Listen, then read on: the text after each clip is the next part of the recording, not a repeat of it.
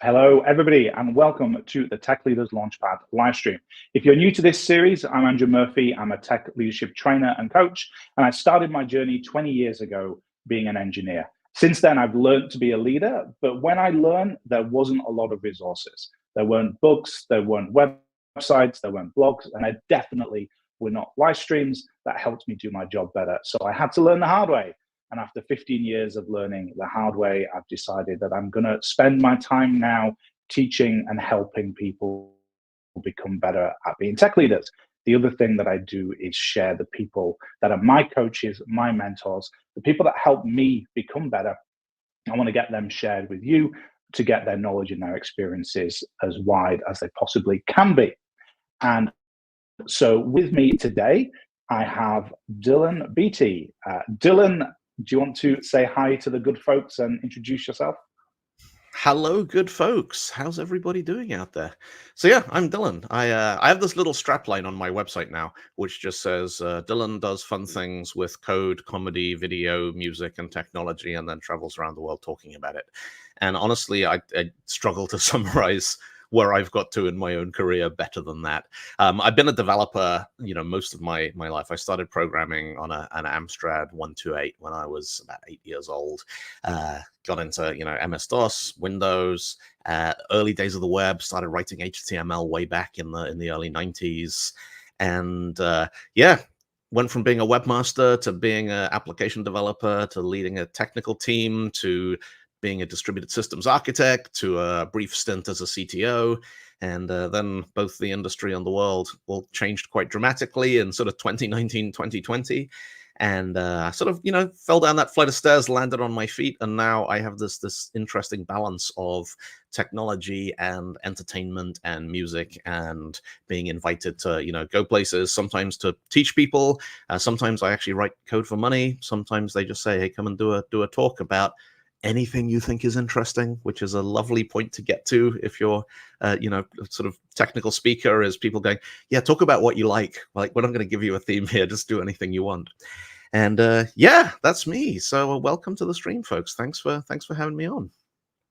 Yeah, no, you're welcome, Dylan. I've seen you do many talks over the years, and I love that eclectic nature of what you do, where it's definitely nerdy, like, yeah, but it's not, hey, here's the latest React JS thing. Like, it's you go deeper than that. You nerd out the nerds.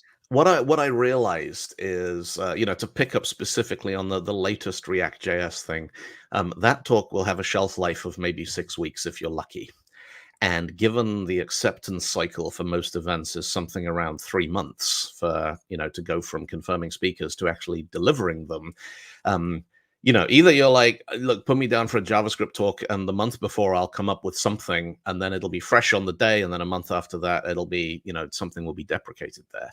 And, I think there is even for professional developers, there is as much value in context and history as there is in this line of code will make your problem go away. And it's also, there's a sort of timelessness to it.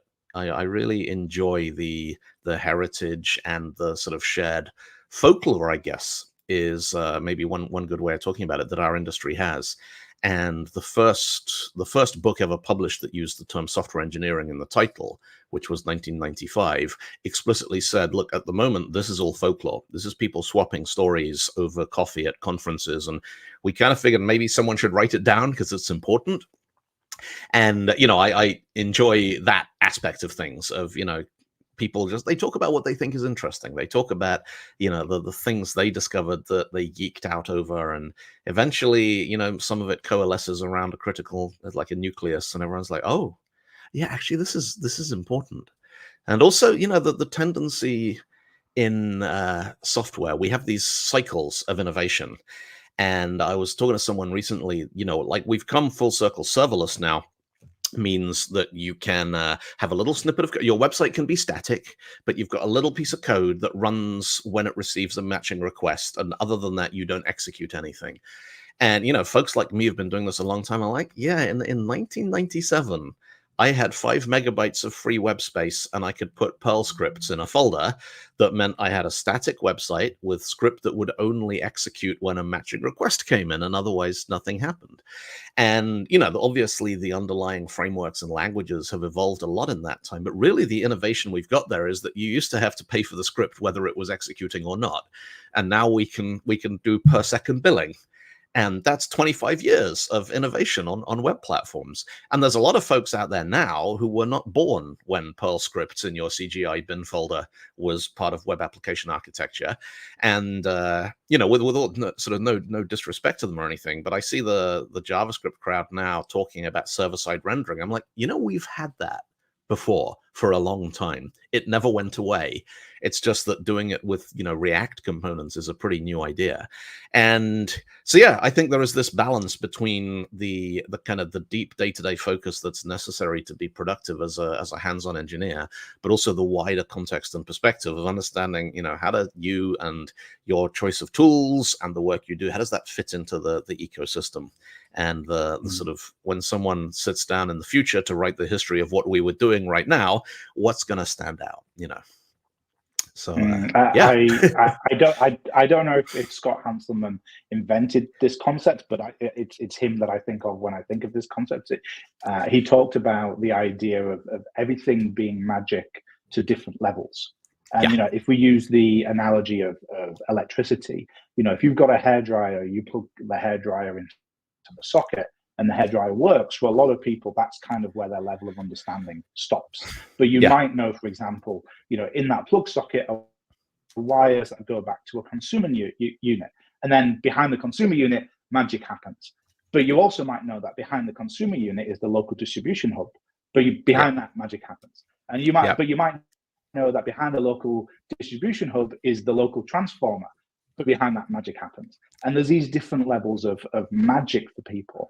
And I've always been a believer that you should always at least understand a level or two of magic behind the level you're currently operating at, because that's what allows you to debug what's going on at your level. And this isn't that thing that you get where you go, oh, it's obviously a bug in the compiler. But, just having that understanding of how those things work and the process behind it means you can more easily debug the level that you're working at. Yeah, absolutely. I mean, the classic, I've seen Hanselman do some really interesting material about this. Joel Spolsky's classic essay, The Law of Leaky Abstractions, or, all abstractions leak, about it. The example I always love is, traveling by air. And they're like, the airline company don't want you to know you're in an airplane. They want you to think you're at the cinema. They want you to sit in your chair and watch the movie and eat your snacks and drink your drinks. And then at the end, you stand up and you walk out. And the fact that the room you did it in just flew to Cairo, that the more passengers realize that, the worse the flight is going. And of course, when the abstraction leaks, there's turbulence, or there's, something goes wrong, or they're delayed, or all these kinds of things. But I've always thought that's an interesting example of an abstraction is, can we sit people down and show them a movie, and then when it's finished, they're in a different country? Is that a thing we can do? But the power grid example, I love the sort of, there's a socket on the wall and then there's a consumer unit and everything. But then I'm like, do you know when you plug your hairdryer in, you're holding one end of a wire and the other end of that wire is now in a nuclear reactor? And people are like, what? Yeah, that is cool. And you're like, at no point does the electricity jump an air gap. Literally, there is a continuous, electromechanical connection now between the thing you're holding in your hand and wind turbines and, wave generators and coal and oil and nuclear and all these kinds of things.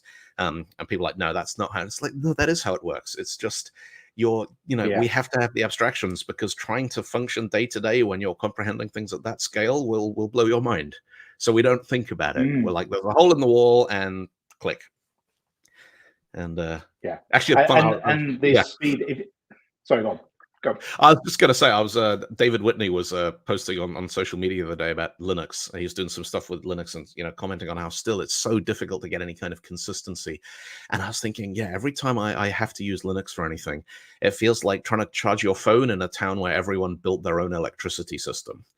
And so no two houses have the same plug. No two houses have, there's a 100-volt house, then there's a 200-volt house, then there's a 12-volt house, then there's this house, which is 50-volt DC 3-phase.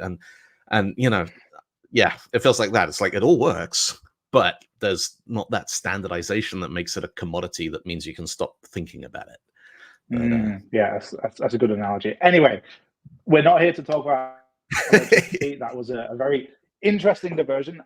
So what we are here to talk about is tech leadership. So Dylan and I are going to have a chat. There's a vague series of questions that I'm going to ask him, but I also like when we engage the audience. So if you've got a question for Dylan or I, please post it in the chat. If you're on YouTube or LinkedIn or Twitch, post it in the chat, and we can see it here, and we can respond to your questions, whatever they're to do with tech leadership or Dylan and his career. If you have to drop off early, don't worry. This has been recorded on every platform, so you can always come back to it later and rewatch it. If you are watching this on LinkedIn, I suggest heavily that you move over to YouTube and subscribe to the YouTube channel, because the user experience on LinkedIn is about the lowest definition of MVP I've ever seen for a streaming platform, and I would heavily suggest you move over to YouTube. Come to YouTube. Why have I not? LinkedIn is like the conference, and YouTube is all the people in the bar next door having the real conversation. That's how this works. Yeah. Somebody once asked me, why don't I have a LinkedIn top voice on my profile? I think it's because I keep saying things like that. It doesn't make them happy.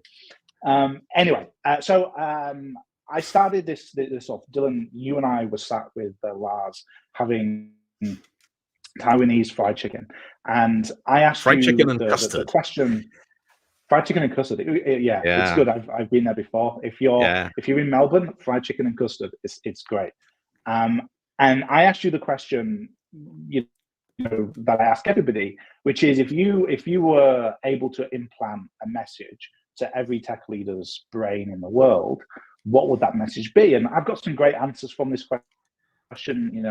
Rans, who I had on a couple of weeks ago, he said delegate until it hurts. I've had Phil Hack say treat your team as active volunteers, and you just turned to me and said, what is even leadership anyway? Yeah. Why did you say that? What's interesting there, my specific recollection of that question is you didn't ask me tech leaders, you asked me engineering managers. Because that is the specific phrase that kind of clicked my brain and made me think, well, hang on a second. Because, and the reason why I found that phrase so interesting is I think that there is a fundamental incompatibility between engineering and management.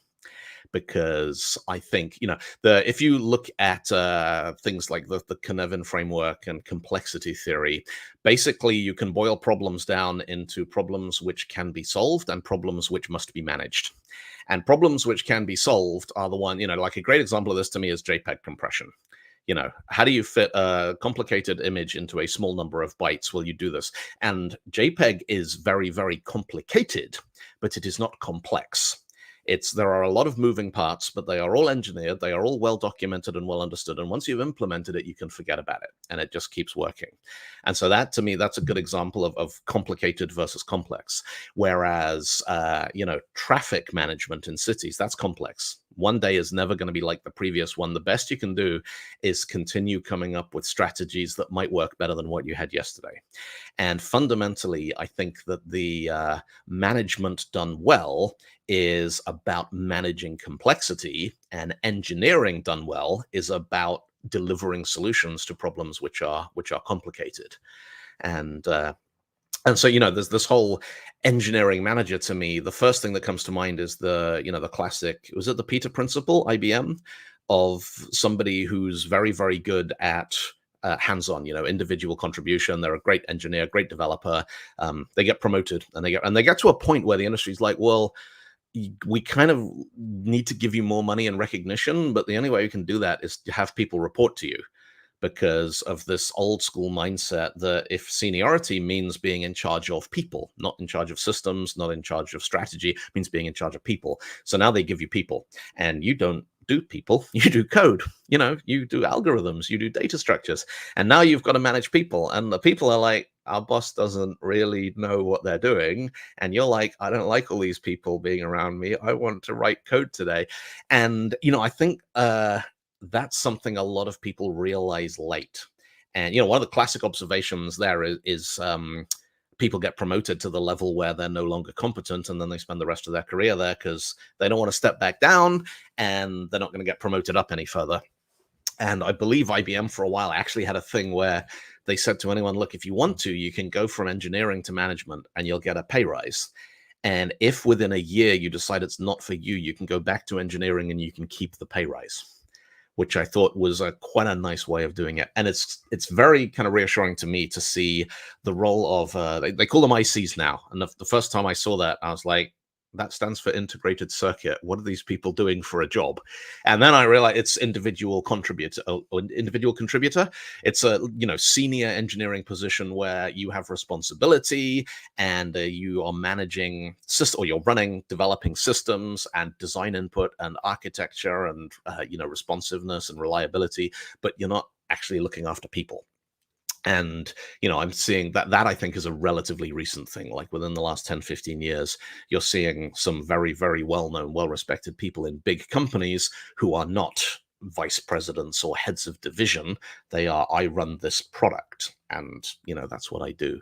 So, and that's going back to that initial conversation, the thought that I would like to implant in every engineering manager was make your mind up. What are you doing? Are you engineering or are you managing? Because certainly in my experience, when I have tried to do both, it has not been a terribly satisfying experience. And the people I know who have tried to do both have also, it's been frustrating for them and for the folks around them. And it's something I think also that happens at scale. It can be very difficult to identify the point where it becomes a problem. Because I started out as the solo developer on a project that ended up, or a company that ended up with about 16 devs. And there are points where you're like, the way we managed yesterday won't work today because we've just hit that inflection point. And, I think you can kind of 2, 3, 4 people, you kind of make it up as you go along, as long as somebody's making the decisions. And then you get to a point. You can brute force it. Yeah.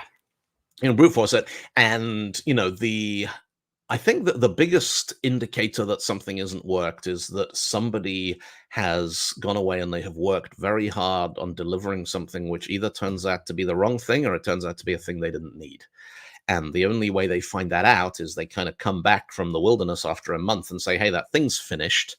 And then, there's a lot of conversation about engaging the client, the customer in this process, because classically this would be you'd write the spec and then the developer or the supplier would go off and they'd spend 6 months programming it and they'd bring it back and the customer would go, that's not what we want. And so agile, tight feedback loops, extreme programming, continuous deployment, all of these ideas about how do we get the thing to the real customer as fast as we can so they can tell us whether it's helping. And there's perhaps not enough about embracing that kind of idea of agility in terms of figuring out, the work that the people are doing. How often does that get fed back into this is the right thing, this is the wrong thing? And, and again, at very, very small teams, it doesn't matter because everyone knows what everyone else is doing almost all the time. And then you get a little bit bigger and you don't notice the fact until afterwards that, oh, we haven't actually heard from that person for a week or two. I wonder what they're working on. And sometimes they'll just be, yeah, it's fine. Sometimes they'll be, it's fine. But then you find out, actually, that's not really what we meant. And other times they'll be like, I'm really stuck and I just didn't know. I don't know who's my boss. I don't know what to do. I don't know who to ask for help. And, and these are scaling challenges. And growth is, the capitalism loves growth. You got to have more money, more products, more people, more. And there are the points what worked for 5 people won't work for 15. What worked for 15 won't work for 50.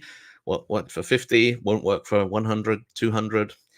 And yeah, and I think that's, having the willingness to sort of step back and go, right, the problems that I found interesting last year, maybe those problems are no longer applicable.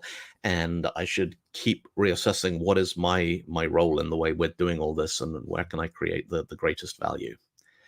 So there's a bunch of intersections with what you're talking about there, because there's the questions about the person who's in that place and what do they want to do and what do they enjoy doing and what are they good at. Do they enjoy doing this people stuff that's now required? Do they want to keep doing the engineering stuff? And there's also the intersection of what does the company and the team need from them. And those two things might not be aligned. Like it might be the case that when the team is 3, 4, 5, what they like doing, what they're good at doing, and what the company needs and what the team needs are all in the Venn diagram, huge overlaps. Yeah. But then when you scale to 15, those Venn diagram overlaps might now be circles in extremis, completely separated from each other. And none of it is wrong. It's just not aligned with what needs to work in the system of the team. I think one of the other, this is something that I have struggled with my entire career and realized quite late that actually, I wasn't struggling with it. I was enjoying it. It just didn't then deliver the right results. And I realized later why that's a problem is when somebody who has a maker, someone who loves building things and writing things and creating things, when they are given authority to decide what should be built and what should be made, I think it is incredibly difficult to be impartial about what is actually the right thing to be focusing on. And certainly I've spent significant amounts of time building things that in retrospect, I was building them because they were cool. Not because we needed them, not because they were, and it wasn't a total waste of time. It wasn't like I told my boss I was building databases and then I was goofing off writing Minecraft plugins or something. But it was like, oh, I need to, like optimization. This could be faster. We want to optimize this query. And so you're like, I'm going to go down the rabbit hole and I'm going to do the metrics. I'm going to look for it. I'm going to do, delve into like IL merging compiled bytecode in to make the search faster. And then someone comes along after 3 weeks of this and says, why don't we just put a Redis cache and get on with our lives? And you're like, yeah, okay, fine. Yeah. You do your quick, easy solution that'll keep all our customers happy and not cost us anything. All right. And that's tough, And when you're trying to do both of those things, it is very, very easy to lose sight of the bigger picture once you start hyperfixating on the implementation details. And, I think that hyperfixation, a lot of very, very good stuff comes out of letting smart developers go and fixate. It's just you need to make sure they're pointed in the right direction first. And the person doing the pointing probably shouldn't be the person who's going to be building the system. Yeah. I used to run consultancy. So in my career, I've kind of had two sides to my career. I've flip-flopped between various points, kind of being the head of or CTO level at a SaaS company, and then being a director at a consultancy.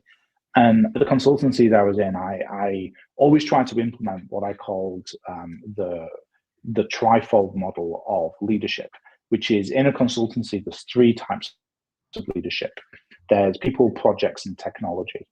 And, you might not be good at or want to do one of those or 2 of those or even 3 of those things, but treating them as completely separate roles was how I kind of solved some of this problem.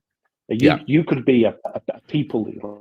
You could be responsible for the fleshy sacks of meat in the chair, looking after the humans, making sure they were looked after, making sure they had everything they need, and kind of dealing with that side of things. That was people leadership.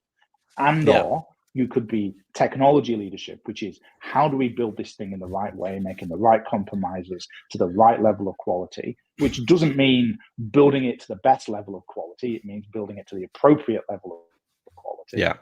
And then you could also be a project lead, which was, making sure that the client knew what was happening, making sure the team was building the right thing, not necessarily the right way, but building the right thing, and making sure that things were kind of progressing and, all these kinds of delivery type metrics. Like those 3 types of leadership for me always seem to kind of fit neatly into that consultancy world of, if you've got somebody looking after each of these 3 things, your project's going to go well, but they don't have to all be the same person. Yeah. There's that old Rudyard Kipling poem about the 6 faithful serving men, what and who and when and why and where and how. And, I've often thought it's an interesting way of breaking it down. Like you start somebody, the founder, working on their own, they cover all 6 of those. Any piece of work that needs to get done, there is a single person who decides who's going to do it, where it's going to happen, like physically. Are we in an office? Are we in a coffee shop? Are we at a desk? When will it happen? Why are we doing it? How is it going to get done? And what is it? And then you're like, well, now let's say we have two people. What's the sort of logical split there? And, at that point, the who's going to do it and where are they going to do it? Kind of, well, yeah, we need to, if we're going to engage with people, we need to consider working environment and vice versa. And then you've got the, well, what are we going to do? The how and the why, and the when. And often the when is like, well, somebody either needs to control that, or we're just going to tell you. You tell us what and how, and we'll tell you how long it takes. Or you tell us what we're doing and when it needs to be done by, and we'll tell you how we get there, which probably informs who's going to do it, which probably informs where they're going to be. And then you kind of scale that, like, now let's say you got 3 people. And then to me, that seems, which I think intersects with what you were saying a moment ago. You've got the people manager who's like, who's doing it and where are they? And you've got the technology manager, which is, when are we doing it and how? And then you've got the, project, which is what are we doing and why? And there's exactly that. And then you hire a 4th person and you're like, well, what are they going to do now? And so you get these interesting scales. But I like the reducing, I found that those 6 question formulations are quite a useful way of breaking something apart and going, why is this difficult? Which bit of this doesn't make sense? And sometimes it's like, well, you've said we're going to hire 20 engineers, but we only got 5 desks. And no one's actually said that out loud yet. Okay, there we go. The who doesn't match the where. Or you've said we need this ready by the end of the quarter, but actually we don't have the capacity. And that's when the what doesn't, or the how doesn't match the when. And there's perhaps some interesting mileage in that. Yeah, so. I like that way of thinking about it. There's a good friend of mine, Dan Fargo, always accuses me of being reductionist in my thinking, because those models for me really help me understand the conflicts inherent in this kind of stuff. And I really like to kind of go down to those basic levels of let's just ask fundamental questions here. And let's see where those fundamental questions lead us. Because often you dive down to those fundamental questions and you come back up to kind of the thing that you weren't able to describe as a problem, but you can now kind of explain why. I mean, reductionism is I've always thought it's more useful when things don't work than when they do work. If you have a problem, then trying to break it down into pieces can be a good way of doing it. But the opposite approach I've seen, so the whole the Scrum movement and the entire kind of industry that's come out of selling Scrum is like, let's take a highly successful team and take it apart to see how it works.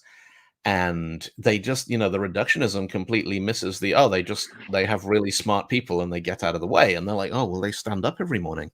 I guess that must be part of, they have a planning and they have 2 weekly sprints and they have and so the reductionism leads to this very prescriptive, very formulaic approach, which sort of misses the point.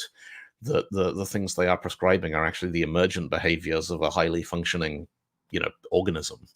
And, so reductionism, troubleshooting, but whatever the opposite of troubleshooting is, success shooting, kind of doesn't work so well. Like if it's working, let it work. Don't try and take it apart and see how it works. So, I wonder if there's an element of survivorship bias in there as well. Like if you're looking at these emergent properties and these things that kind of happen because something has been successful, what are you missing in the metrics, in the data, in the dimensions of the things that have failed that you can't see because of that? Yes, the authors of the Agile Manifesto and Scrum, kind of the people who had failed on 15 projects out of 20 didn't get a seat at the table. And, maybe would have been like, well, no, we did stand-ups every day. We did bi-weekly ceremonies. We did deployments to the customer and it still didn't work. And what were we doing wrong? But I think there's always an element of survivorship bias. Definitely. So sorry, go on. Go on. Oh, no, I was just going to say, one of my my sort of favorite things to do, I work with a lot of conferences doing, program committee selection and keeping an eye out for, new speakers. And I'm always interested in case studies that weren't successful. I'm always interested in, I saw a talk years ago that was accepted as a, hey, this is amazing, and my team did it, and everything was brilliant, and it was awesome. And then in the 3-month window between the acceptance and the delivery, the entire project has come off the rails. And so the speaker stood up at the beginning and went, I know you all came here to hear about why, I can't remember, it was like Angular or something. It wasn't Angular, something like that. I know you all came along today to find out why it's amazing. And you have to realize that when I submitted this talk, it was amazing. And now I'm going to tell you why it has turned out not to be amazing. And here's all the things we found. And I loved that. It was such a kind of refreshing counterpoint to just the parade of success stories and case studies. And, I would far rather learn from other people's failures than my own, because it's cheaper and it doesn't leave so many scars. So. I think that I'm sure there is already a conference that's dedicated to that. But like, if there isn't, somebody needs to create it, because I can see. Yeah, it must exist. Fail conference. if you're watching this and you're aware of this, let us know. But if it doesn't exist, I think we need to start it. It sounds like an amazing idea. Come along and tell us what didn't work. Tell us everything that went badly. Yeah, half conference, half therapy.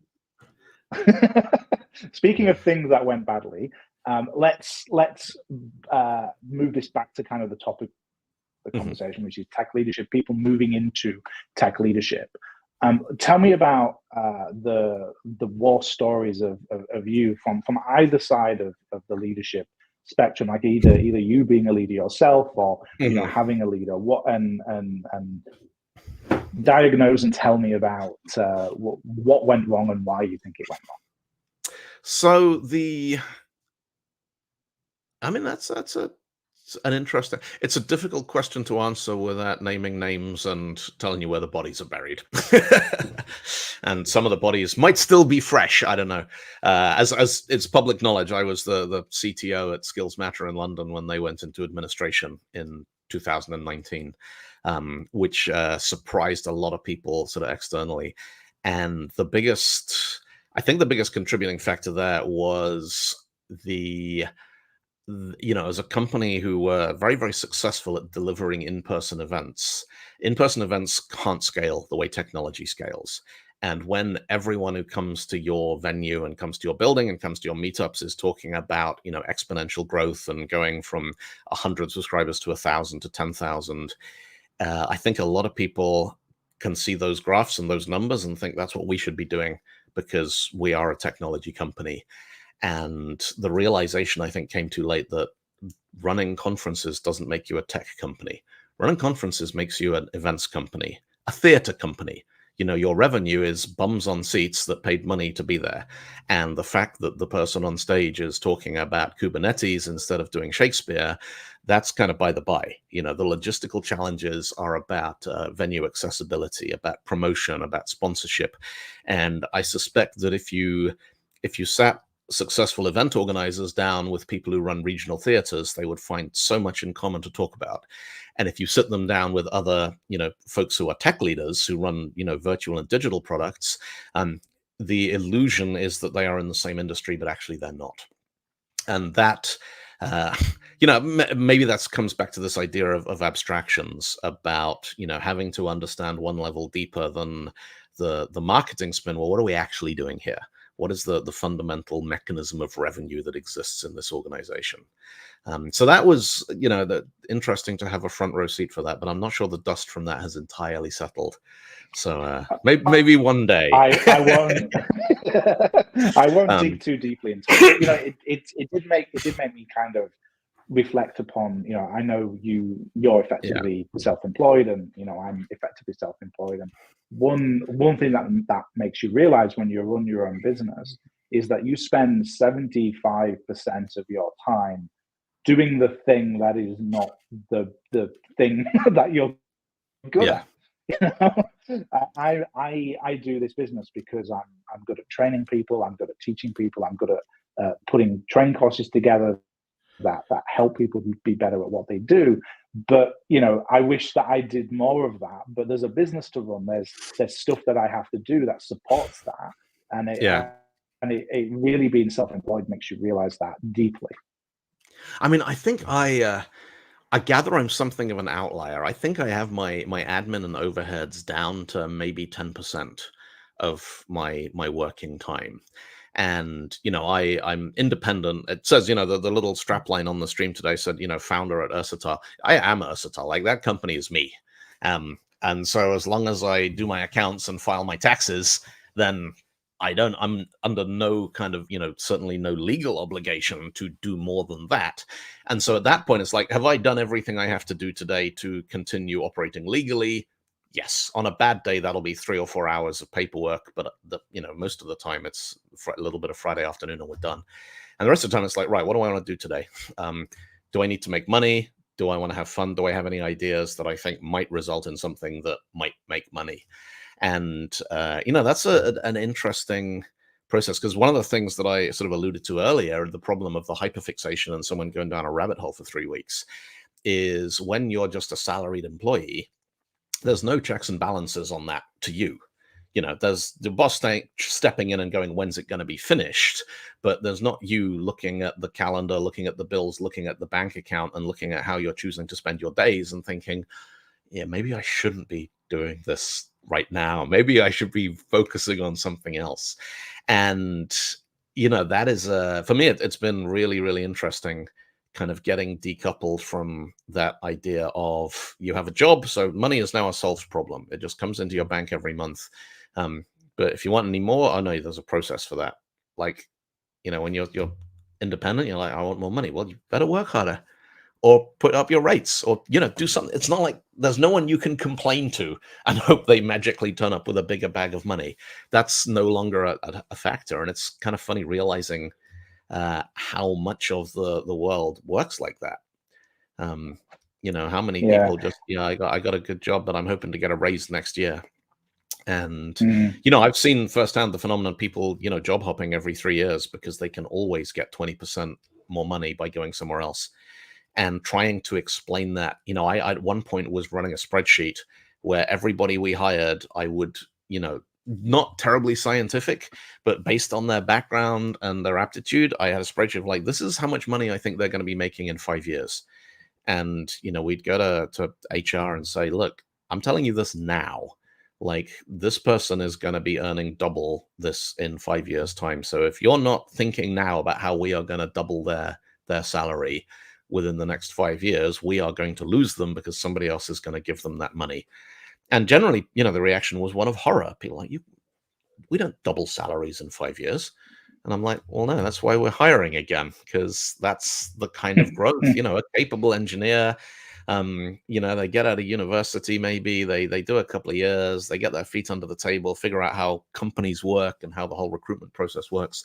And then they're like, right, hop, hop, hop, hop, and bang. Each one of those, comes with a big kind of uplift in salary. And yeah, and so that for me, in terms of prioritization, is the interesting, does it pay well? No. Is it important? Maybe. Is it fun? Yeah. All right. On a good day, you get to tick all 3 of those boxes with the same piece of work. And then if you're really lucky, you get to write a talk about what you did and sell that to somebody else. But that doesn't happen very often. Yeah. No, it doesn't. It doesn't. I wish it happened more. Yeah. Okay. I often see it as my job on these live streams to give people actionable takeaways, like things they can do today, tomorrow, and next week to kind of look back on this stream and go, this was an hour of my time well invested. We started off this stream with this idea that often people get into leadership and maybe they shouldn't stay there, not because they're not good at it, not because they couldn't be good at it if they learned and invested and spent their time, but because it's not the thing that they potentially enjoy the most. And so, like, what would be your decision-making framework? What would be the questions that you would encourage somebody to ask themselves if they're going through that process of trying to work out whether they want to stay on the IC path or go down the people leadership path? So I think the most important thing is to be very transparent, both with yourself and with the people you work with, about these are the things I will stop doing. And people I've seen, including myself, make that sort of transition from engineering to management and struggle with it are the people who didn't want to let go of what they considered, for a lot of developers, the fact they write code is not just their day job, it's a part of their identity. And being promoted into a position where, you have to consciously say, no, I'm not writing code anymore. And then being able to stick to that at the point where you're working with the team and they are adding a feature to a code base, which you probably had a significant role in writing. You were a significant contributor to version 1. Now you're managing the team who are evolving that into version 2. And the temptation to, I'll do it because I know exactly how to do this, because I have the familiarity and the understanding, and this team doesn't have that familiarity yet. And that it can be little things like just adding a feature or merging a pull request or picking something up in code review, or it can be really big things like sprint planning. You're like, well, let me pick that one up because I know how it works. And everyone's like, well, yeah, that sounds like a good way of getting it done quickly, but of course you're not thinking in terms of somebody who now has management responsibility taking up 50% of your working day. You're thinking about it with the optimism of an engineer with nothing else to work on. And so you pick it up, you start getting resentful of the meetings which are taking you away from the coding time. And of course, the coding time then gets crunched and squeezed, and you're tired and you're context switching. And there's a great essay Paul Graham wrote about makers versus managers schedules.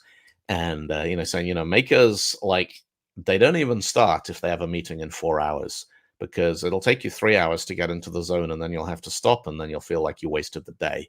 Whereas there are managers out there who are like, yeah, give me 15-minute meetings back to back to back to back. I'll take a 20-minute lunch and we'll wrap up at 7 p.m. And, the thing that I think I always struggled with was that even when you get that right and everybody gets as much of your time as they need and the decisions are, being communicated well and effectively, I always found it difficult that the successful delivery then relies on every one of those people to go away and implement and test and deploy and all that stuff. And, if it all works, your contribution kind of becomes invisible to yourself even. You're like, well, they kind of probably would have got it right without me. I don't understand what I did here. Whereas if it doesn't work, everyone's like, well, you're in charge, accountability. And I think that's the difficult thing for certainly the folks I know who've made the transition from being a developer to being a manager in any capacity is, you're going to stop programming. Like this time next year, when we do the spreadsheet of who needs a Visual Studio license, you're probably not going to be on it. Are you comfortable that is your future? And that can often, the problem there is that folks they want the promotion, they want the more money, they want the seniority, and they'll be like, yes, I'm fine with it, because that's what they have to say in some organizations to get the career advancement. And maybe that answer is, maybe they believe it at the time, but it turns out not to be true. Or maybe they're gritting their teeth and being like, I'm going to stick this out, I'm going to get the more money, and then I'm going to go and work somewhere else. But I think it's the job of the manager's manager in that case to help them either realize the decision that they're making is not right for them, or to kind of not put them in a place to make that decision, because it happens too much in our industry. We get so many people who go into that management position and either don't know what to do, don't care what to do, or I don't enjoy that work. And either one of those three, whichever it is, don't know, don't care, or don't enjoy, whichever one of those three it is a problem. Yeah. And the don't know one can be solved. I mean, hey, Tech Leaders Launchpad exists to solve exactly that problem, but I can't solve the other two. I can't solve the person who doesn't care, because they're going to come along to one of my training courses, and I've had plenty of people that come along to my training course, and I can tell after spending an hour with this person that they became a leader because they wanted the paycheck, not because they actually cared about the problems that you solve as a leader and the things that we make better as leaders. they just wanted that higher paycheck. It's Yeah. quite depressing to see sometimes. And it's interesting. Something that I've noticed while we've been talking today is using leadership and management interchangeably. And I did a talk a couple of years ago about seniority in engineering, and the sort of hypothesis that I formulated in that is that there are 4 different kinds of seniority. There's expertise, there's mentorship, there's leadership, and there's management. And and these are all very different things. And sometimes you'll get more than one of them coming from the same person. But as an aspiring developer, I think it's important to go, where do I get these 4 things from? Management is the practicalities. Who do you tell if you're injured and can't work today? Who do you talk to about allocating vacation time and those kinds of things? And in a lot of organizations, that person is also somebody who is technically senior to you. And you're like, well, that doesn't make any sense. Why does the person with 10 years more .NET experience decide whether I can go to a concert on Friday or not? But that's naturally this idea of authority comes with seniority, comes with establishment. So you got management. And, to me, leadership and management are not necessarily the same thing, because I think terrible managers can still be great leaders, and vice versa. And, leadership is about inspiring people. Leadership is about you saying, we're going to go here, and people believe you. And then, expertise is about the technical depth of knowledge to understand how to deliver that. And mentorship then is kind of what's good for you as a person, rather than what's good for the organization, what's good for management, what's good for corporate strategy. And, I say to people, a mentor is the person who'll tell you when it's time to quit your job. And you're never going to get, if you're a capable employee, you're never going to get that from management or leadership, because they want to keep you. And you're never going to get that from expertise, because they don't care. But you need somebody who will quietly take you aside and say, like, you could be doing better somewhere else. Have you thought about jumping ship? And the example I give at the end of that talk is karaoke, because I think a karaoke night beautifully embodies that. The leader is the person who says to the whole team, let's go and do karaoke. And that person is very much me. I will drag people who only met yesterday to a karaoke bar none of them knew existed. And get them excited about going and get them to sing. And I will forget things like, oh, how are we going to pay for this? Oh, what time does it close?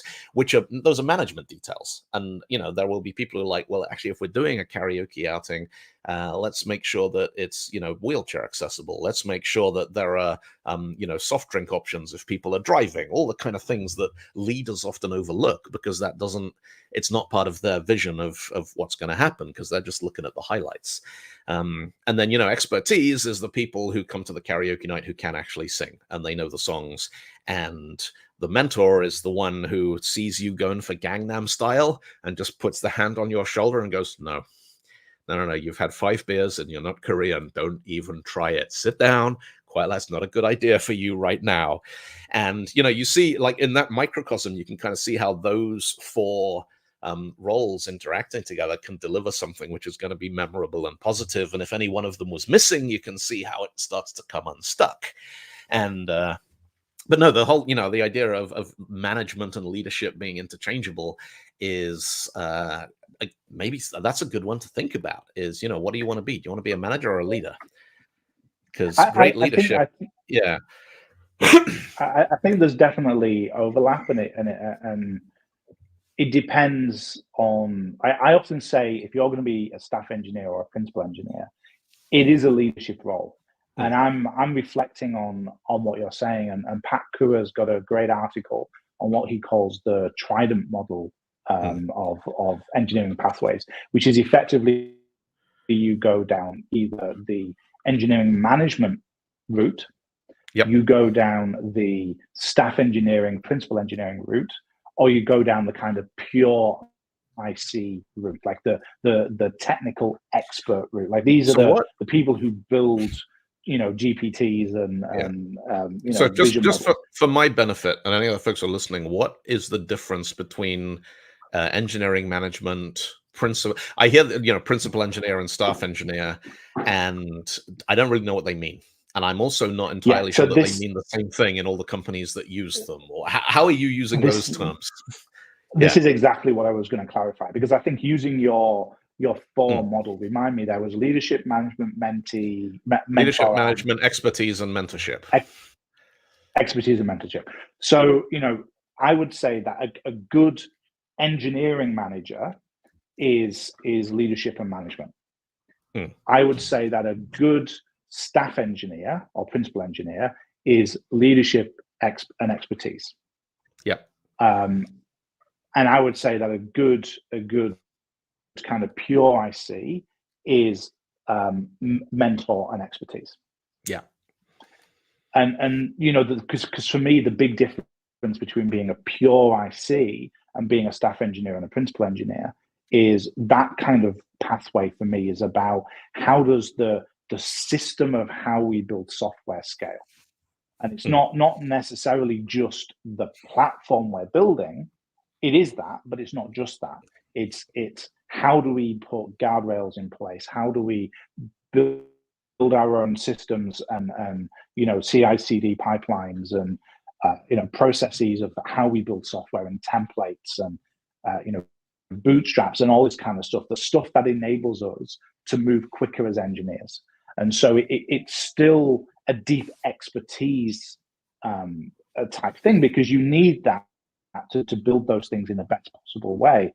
But it's also a leadership role, because if you build that stuff and no bugger uses it, it's entirely pointless. And so you need to be able to motivate and inspire and encourage people to use these things you created, which is leadership. Yeah. Yeah, I like that. So I like that. Yeah, I like that form model. I'm going to go away and reflect on that, because I think there's that. So I'm just noticing we're very, very quickly running out of time here. This hour always disappears in the blink of an eye. The issue with again, this is me being reductionist. I'm aware of this, but at the end of the day, if you want to get paid more money, you have to provide more value to the company. It is honestly as simple as that. If the work you're doing is not more valuable work to the company, then they're not going to pay you more money. Sorry, go on. So I'm going to disagree with that ever so slightly, because one of the real challenges with that in our economy and our industry is you can get paid as much for creating the illusion of value as you can for creating value, because of the amount of tech which is funded by venture capital and investment. And these are not the same thing. But I think that's also a really powerful point for the mirror image of that, which is you can provide a whole heap of value, but if nobody sees you doing it, it's exactly the same problem. Yes. No, that is absolutely, there's some excellent speakers I've seen talk about, I don't like the phrase personal brand very much, but that's the phrase that covers it, is getting recognition. How do you make sure that people see the work you did and they know that it was you and they know that you did it? And yeah, absolutely. There are these kind of 4 quadrants. There's like, well, you didn't do anything. You didn't tell anyone about it. We don't care about you because you're losing both ways. You did good work, but nobody found out. Yeah, that's going to reflect badly. You did good work. People knew about it. You get recognition, you get advancement. But then there's the 4th quadrant, which is the people who didn't do anything, but somehow managed to get the recognition anyway. And, in some sort of microcosm situations, that's the managers who take credit for their reports work or steal other people's ideas, which does, I've seen it happen.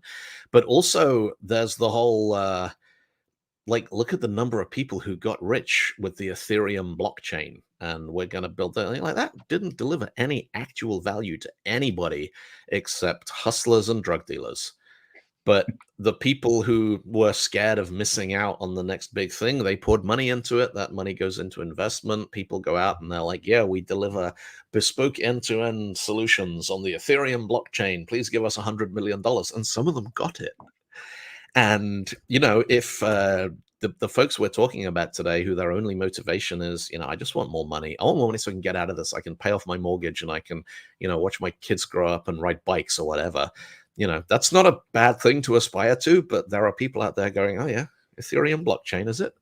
And I think, we have to constantly remind ourselves that when there are bubbles and there's investment and there's exponential growth and there's, all these things like AI at the moment, there's a lot of people doing very, very solid work in it. There's also a lot of people just pouring dollars into that thing because they don't know what to do, but they're terrified of getting left out. And yeah. And if they don't pour money in, they're not going to be able to get on the hype train. Like they're taking that decision. All right, we have reached the top end of the hour. Thank you so much, Dylan, for spending time with me. This has been, as I expected, a very wide-ranging, both breadth and depth conversation. Thank you very much for spending the past 57 minutes with me. I had lax focus on more than one school report as a child, and I have not developed it. Unless give me some really gnarly JavaScript code, and boom, there it is. There's the hyper focus. But yeah, I expected nothing else. So if you want to know what's coming up next on the Tech Leaders Launchpad live stream, I'm catching up with Scott Hanselman next week.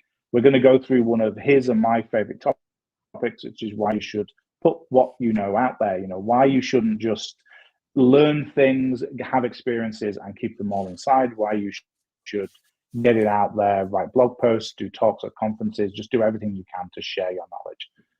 It's going to be a great talk. If you've got any questions for Scott, get them prepared, and we can get them sent to him. As always, there's a few links for me to share here. If you like this talk, I do post twice weekly on LinkedIn about tech leadership topics. Got a blog, I've got a newsletter. You can see all of those links there. Subscribe to me on LinkedIn, YouTube, Twitch, wherever you're watching this. If you want to have a chat with me, I open my calendar pretty regularly for a 20-minute chat about anything to do with tech leadership. If you want to do that, there's a QR code there. Dylan, you've got a YouTube channel and a podcast, don't you? I have a bunch of stuff, but honestly, if you Google Dylan Beattie, you'll find most of it. I think I am now the top 10 Dylan Beatties is all me doing other stuff. And for some lovely reason, Google thinks I'm a musical artist, which is kind of nice.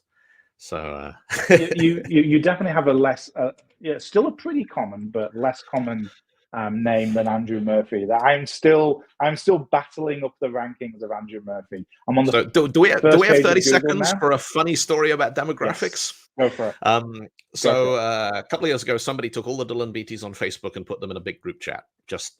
I don't know why, they just did. And there's about 85 of us. And what we realized, so the name Dylan, there is a window between Beverly Hills 90210 and the Columbine High School shooting.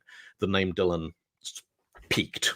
Because Dylan McDermott, everyone's like, he's so dreamy, let's name our kids after him. And then Dylan Klebold showed up at school and they're like, Dylan is a bad name, we will not use this name anymore. So we got this micro-generation of Dylans. So there's this massive spike. And at the time of this Facebook group chat thing, these Dylans were all about 15 years old. And my surname, Beattie, is very, very common in the borders area of Scotland, around Dumfries and Galloway. And so probably 25% of all the Dylan Beatties in the world are 15-year-old boys in Scotland. Or they were at the time. So we just got this fascinating insight into what it's like to be a 15-year-old kid in the Scottish borders in this big old group chat with random folks from all over the world, which was kind of sweet. And then eventually the chat got shut down. I don't think you're allowed to do that on Facebook anymore because we can't have nice things.